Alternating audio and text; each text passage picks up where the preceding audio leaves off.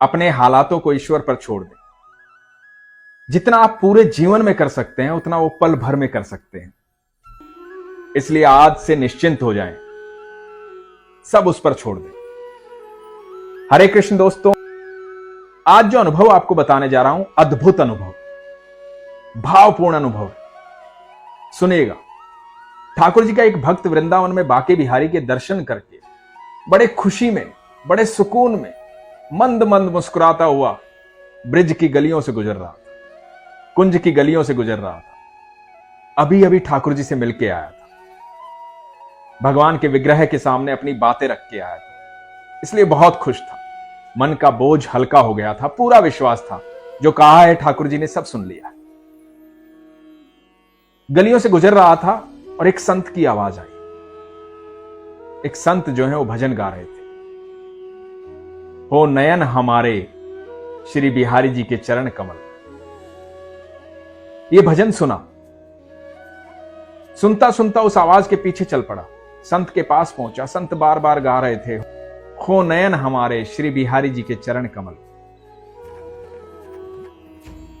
बड़ा आनंद आ रहा था इस भक्त को, लगातार सुन रहा था, साथ साथ गुनगुना रहा था।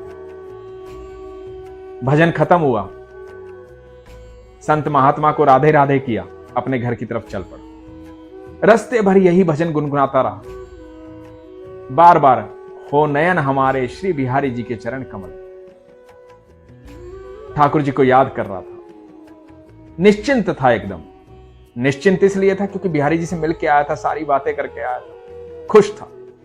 हर व्यक्ति जो ठाकुर के पास जाता है, वृंदावन जाता है, बांके बिहारी जी से मिलके आता है, वहां से जब निकलता है तो निश्चिंत होता है, सारी चिंताएं वहीं छोड़कर आता है, क्योंकि ठाकुर जी को सब बता कर आता है। तो ये भी उसी तरह से ठाकुर जी को सब बता कर आया था। अब ये घर पहुंचा, रास्ते में एक दो लोग जान पहचान के मिले, भजन गाते गाते रुक गया, बताया बिहारी जी से मिलके आया हूं, बड़ा आनंद आया आज, बहुत खुश था।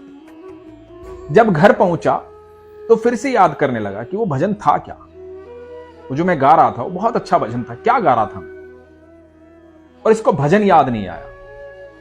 याद यह आया कि वो बस ठाकुर जी के जो चरण है ना, वो दिख रहे थे मुझे।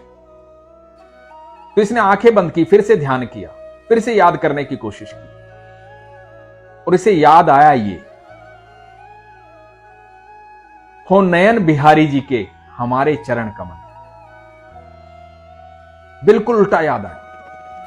पहले ये गा रहा था कि हो नयन हमारे श्री बिहारी जी के चरण कमल, कि हमारी जो आंखें हैं, हमारे जो नेत्र हैं, वो ठाकुर जी के चरणों में लगे रहे। लेकिन अब ये गा रहा था कि हो नयन बिहारी जी के हमारे चरण कमल, कि ठाकुर जी के जो नयन हैं वो हमारे चरण कमलों में लगे रहे। इसको उसमें भी आनंद आ रहा था। अब ये लगातार यही गा रहा था, हो नयन बिहारी जी के हमारे चरण कमल में, और ध्यान कर रहा था ठाकुर जी के चरणों का। भाव विभोर था, ठाकुर जी को याद कर रहा था। लगातार गाता रहा, गाता रहा, गाता रहा, ध्यान में रहा, गुनगुनाता रहा, गुनगुनाता रहा। एक दिन, 2 दिन, 3 दिन प्रसन्नता के साथ भगवान के चरणों को याद करके ये गाता रहा कि हो नयन बिहारी जी के हमारे चरण कमल। तो हुआ यूं कि जब ये पूरे ध्यान में था, मग्न था, गा रहा था, साक्षात बिहारी जी इसके सामने आ गए। और जब बिहारी जी सामने आ गए तो ये देख करके पागल हो गया, ठाकुर जी के पैरों में गिर गया।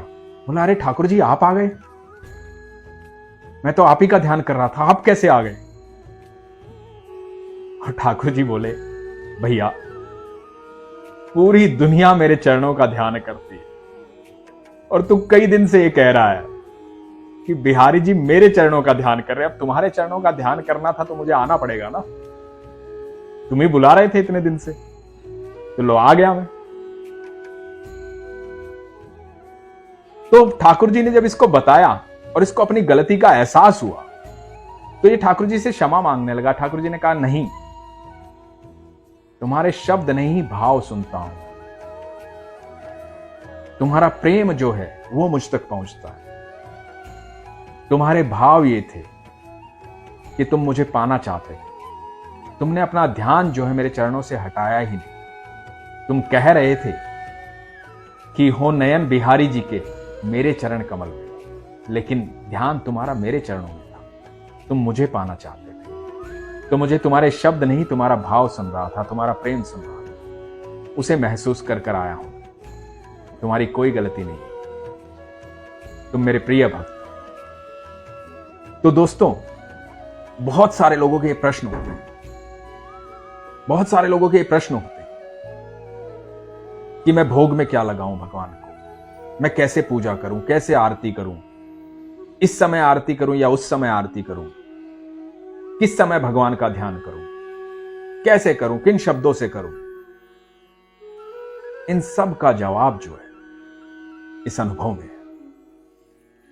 ईश्वर को सिर्फ आपके भाव पसंद है, आपका प्रेम पसंद है। ईश्वर आपके भाव को देखते हैं। आप शब्द कितने भी अच्छे बोलें, लेकिन मन में भाव नहीं तो ईश्वर तक नहीं पहुंचेगा। लेकिन मन में भाव और शब्द कुछ भी है तो ईश्वर तक पहुंचेगा, क्योंकि प्रेम जानते हैं मेरे ठाकुर, वो प्रेम से मिलते हैं, प्यार से मिलते हैं। प्रेम ही एकमात्र मार्ग है जो उन तक पहुंचाता है, वही रास्ता उन तक जाता है। वो भाव का रास्ता है, वो प्रेम का रास्ता है। आप सोचिए कभी कि ठाकुर जी ने आपको कितनी फ्रीडम दी है, कितनी आजादी दी, कि आप ठाकुर जी को कभी अपना बच्चा मानते हैं, कभी पति मानते हो, कभी भाई मानते हो, कभी दोस्त मानते हो, कभी पिता मानते हो। हर रिश्ते में कहीं ना कहीं कोई ना कोई ठाकुर जी को इस तरह से मानता है और फिर उनसे बातें करता है। कितनी माताएं उनको बच्चा मान करके खिलाती हैं, भोजन करवाती हैं, नहलाती हैं, श्रृंगार करती हैं। कितने लोग उनको दोस्त मानते हैं, अपने साथ लेकर चलते हैं। कितने लोग उनको पिता मानते हैं और जाकर के उनके पैरों में गिर जाते हैं और बोलते हैं, पिता क्षमा करना, पिता मेरी बात सुन। हर व्यक्ति का अपना भाव है और हर भाव से वो ठाकुर को पाते हैं, क्योंकि वहां प्रेम सबसे बड़ा भाव है।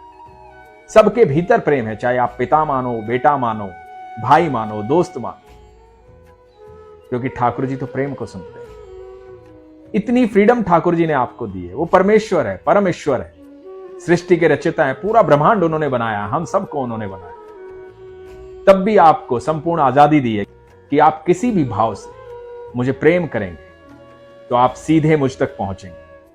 यही एक मार्ग है जिसके जरिए आप मुझ तक पहुंच सकते हो।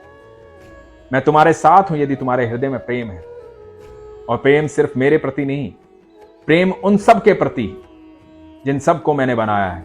और इस सृष्टि में ऐसा कुछ भी नहीं है जो मैंने नहीं बनाया है। जब आप हर चीज से प्रेम करने लगोगे, हर चीज से, हर व्यक्ति से, हर जीव जंतु से, हर एक चीज से, तब देखना ठाकुर जी हर पल आपके साथ ही रहेंगे, हर क्षण आपके साथ ही रहेंगे। आप जहां खड़े होंगे वहां वृंदावन होगा, आप जहां होंगे वहां बैकुंठ होगा, क्योंकि ठाकुर जी ऐसे माहौल में रहते हैं जहां प्रेम होता है, जहां भावना होती है। तो इसलिए अपने विश्वास को मजबूत रखिए, अपने भाव को सच्चा रखिए, अपना ख्याल रखिए। हरे कृष्ण।